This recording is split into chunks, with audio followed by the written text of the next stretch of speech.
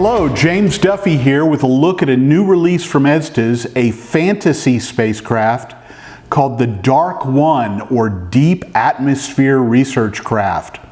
This particular model rocket is part of what Estes calls their Space Core line, which is a collection of near-future fictional spacecraft all unified under a single theme. The design calls back to an early boost glider design offered by Centauri in the early 70s, the X-24 Bug. I have especially fond memories of the X-24 Bug kit, as it was the first model rocket I managed to fly during my youth. Centauri offered this kit from 72 until 79, and it was built primarily from a printed paper shroud. Unlike that vintage Centauri kit though, the new DARC-1 is not a glider. Instead, it flies with the help of a finned booster section, and the aeroshroud, the forward section, separates at ejection.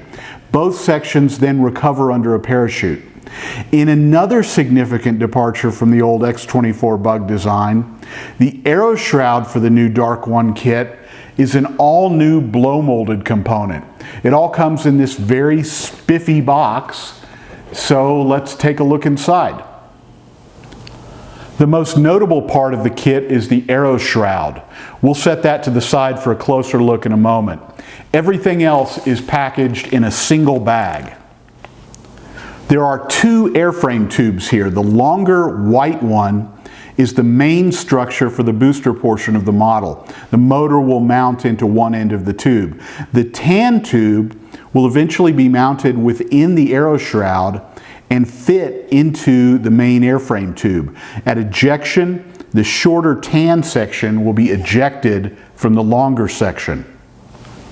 The small accessory bag includes a 12-inch parachute, 2 sections of shock cord, a launch lug, a thrust ring, a yellow tube for inserting the thrust ring into place, some nose weight clay, a mylar retaining ring, and even a very spiffy little 2-part motor retainer.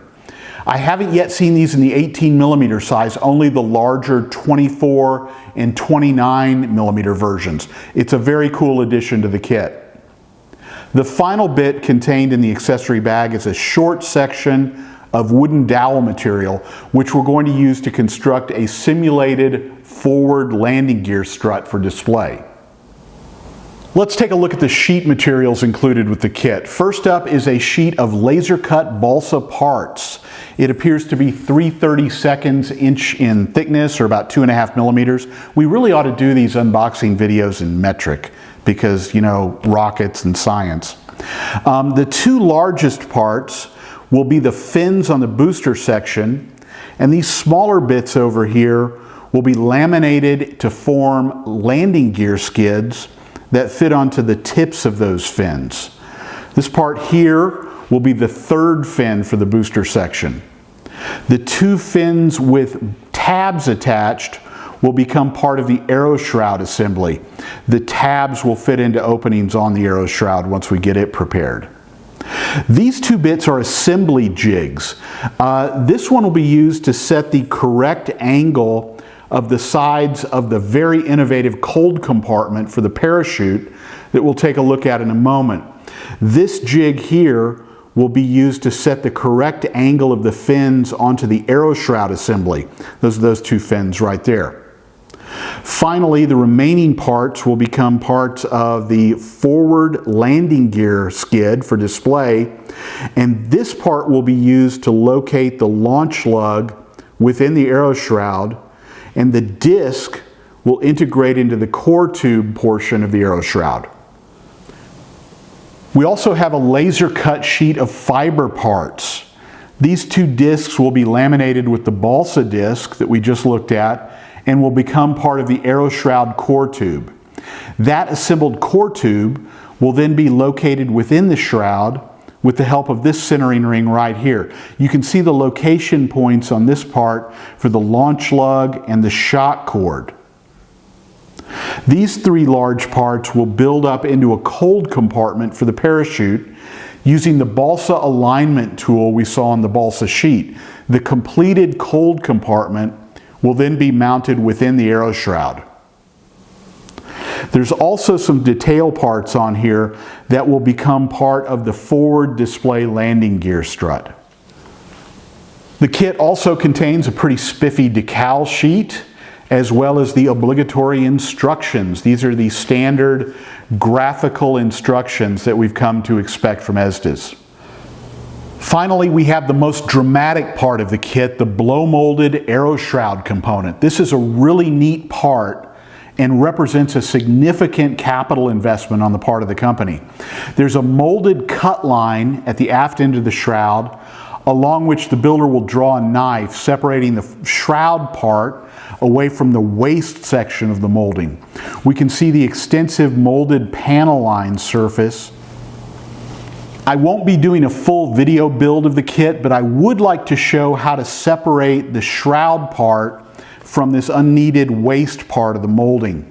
It's easy to do, but it does take some patience, a little bit of planning, and a handful of fresh number 11 blades.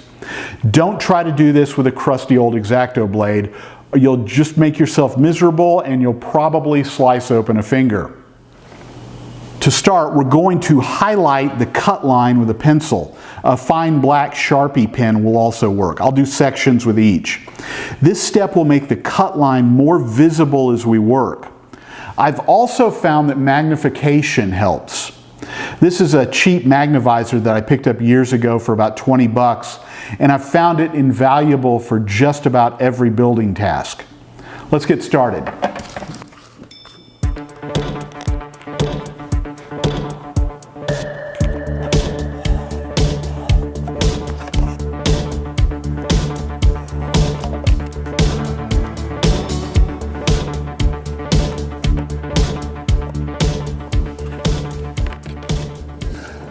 Okay, we've marked the line and we're ready to start cutting.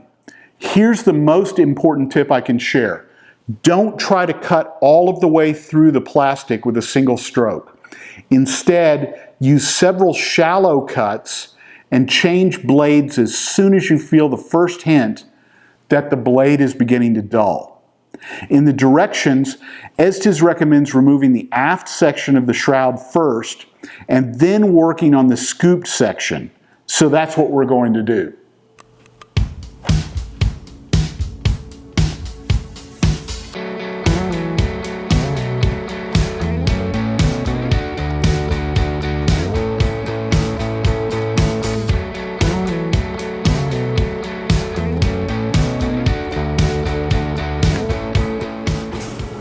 Once you've scored each line a few times, you can try flexing the plastic to see if the parts will separate easy. This was a thinner area in the plastic and it did separate. I still need to work the line around a little farther.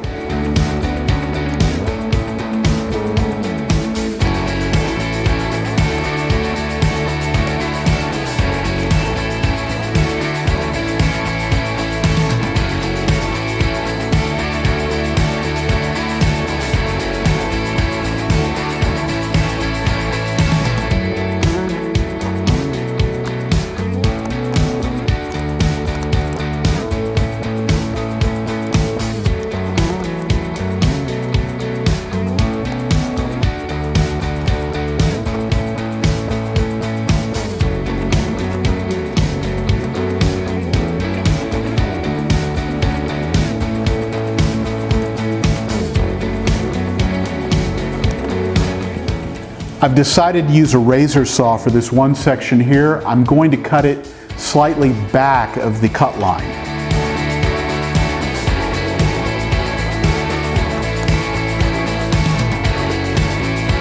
There, that's cut. Now I'll just put some scores to connect that cut line to the existing cut lines.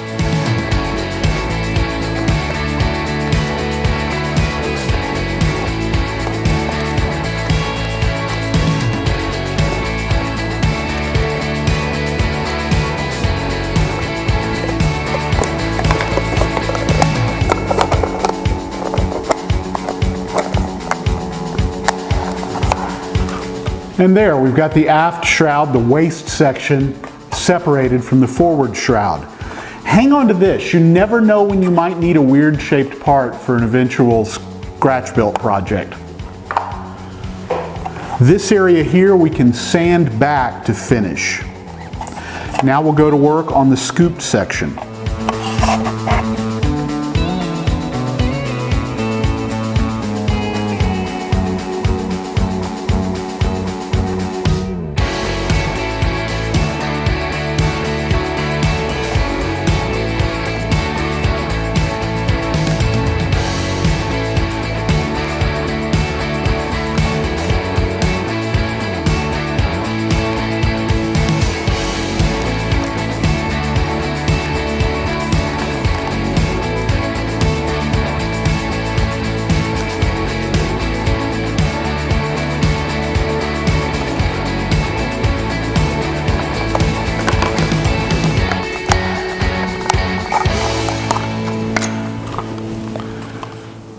There, our aeroshroud is free from the aft waist section of the blow molded element.